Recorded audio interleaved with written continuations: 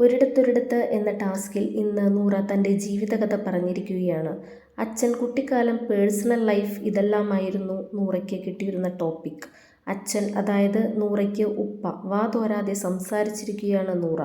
തൻ്റെ ഉപ്പയ്ക്കും ഉമ്മയ്ക്കും ഒരുപാട് കാലം കാത്തിരുന്ന 3 അബോർഷന് ശേഷം ജനിച്ച ഒരു പ്രിൻസായിരുന്നു ഞാനെന്നാണ് നൂറ പറഞ്ഞിരിക്കുന്നത്. എനിക്കു ശേഷം 3 കുട്ടികളുണ്ട്. 2 അനുജത്തിമാരും ഒരു അനിയനുമാണ് നൂറയ്ക്കുള്ളത്. ഞാനാണ് മൂത്ത കുട്ടി. അതുകൊണ്ട് തന്നെ എന്നെ ഒരുപാട് ലാളിച്ച് തന്നെയാണ് അവർ വളർത്തിയത്. താഴെ വെച്ചാൽ ഉറുമ്പരിച്ചാലോ തലയിൽ വെച്ചാൽ പേനരിച്ചാലോ എന്നുള്ള രീതിയിലായിരുന്നു അവർ എന്നെ വളർത്തിയത്. സൗദിയിൽ തന്നെയായിരുന്നു എൻ്റെ മുഴുവൻ കുട്ടിക്കാലവും എൻ്റെ ജീവിതവും എന്നാണ് നൂറ പറഞ്ഞത്. ഇതിനിടയിലായിരുന്നു വളരെ സെൻസിറ്റീവായ ഒരു കാര്യം പറഞ്ഞത്. താൻ 2 തവണ അബ്യൂസ് ചെയ്യപ്പെട്ടിട്ടുണ്ട്. 8ാം ക്ലാസ്സിൽ പഠിക്കുമ്പോൾ ഒരു അറബി എന്നോട് വഴി ചോദിച്ചു. ഞാനത് കാണിച്ചു കൊടുക്കുവാനായി കൂടെ പോയി. പിന്നീട് അയാൾ എന്നെ ബലമായി ഒരു ഫ്ലാറ്റിൻ്റെ മുകളിലേക്ക് കൊണ്ടുപോയി. എൻ്റെ കഴുത്തിൽ കത്തി വെച്ചുകൊണ്ട് അയാൾ എന്നോട് മോശമായി പെരുമാറി.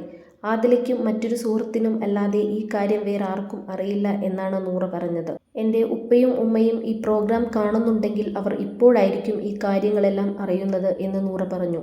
എട്ടും പൊട്ടും തിരിയാത്ത പ്രായത്തിൽ അങ്ങനെ സംഭവിച്ചപ്പോൾ എനിക്ക് വീട്ടുകാരോട് പറയുവാൻ തന്നെ പേടിയായിരുന്നു. പിന്നീട് അവർ എന്നെ പുറത്തോട്ടേക്ക് വിട്ടില്ലെങ്കിലോ പഠിപ്പിച്ചില്ലെങ്കിലോ എന്നെല്ലാം പേടിച്ചുകൊണ്ട് ഞാൻ ആരോടും പറയാതെ നിന്നതായിരുന്നു എന്ന് നൂറ പറഞ്ഞു. ജീവിതത്തിൽ 2 തവണയാണ് ഞാൻ അബ്യൂസ് ചെയ്യപ്പെട്ടത്. അതിനെക്കുറിച്ച് ഓർക്കുവാനും പറയുവാനും എനിക്ക് പറ്റുന്നില്ല എന്നാണ് നൂറ പറഞ്ഞത്. കരഞ്ഞ് കരഞ്ഞ് എൻ്റെ കണ്ണുനീർ പോലും മരവിച്ചിരിക്കുകയാണ്. ഇപ്പോൾ ഞാൻ അങ്ങനെ കരയാറില്ല, കരച്ചിൽ വരാറുമില്ല. ഫാമിലിയെക്കുറിച്ച് പറയുമ്പോൾ അല്ലാതെ എൻ്റെ കണ്ണിൽ നിന്ന് ഒരു തുള്ളി കണ്ണുനീർ പോലും പൊഴിയാറില്ല. സ്നേഹനിധിയായ ഉപ്പയെക്കുറിച്ച് ഒരുപാട് കാര്യങ്ങൾ നൂറ പറഞ്ഞു. ആദിലയുമായുള്ള ഇഷ്യൂ ഉണ്ടായപ്പോഴും ഉപ്പ എന്നോട് നൂറ മോളെ എന്ന് വിളിച്ചിട്ടല്ലാതെ വേറെ ഒരു രീതിയിലും എന്നോട് സംസാരിച്ചിട്ടില്ല.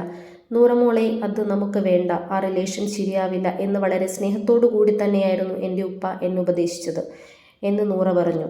ഉപ്പ എന്ന് പറഞ്ഞാൽ തന്നെ വളരെ സ്നേഹനിധിയായ ഒരു മനുഷ്യൻ തന്നെയാണെന്ന് നൂറ പ്രത്യേകം പറഞ്ഞു. ഇന്നത്തെ ഒരിടത്തൊരിടത്ത് എന്ന ടാസ്കിലായിരുന്നു നൂറ ഈ കാര്യങ്ങളെല്ലാം വെട്ടിത്തുറന്ന് പറഞ്ഞത്.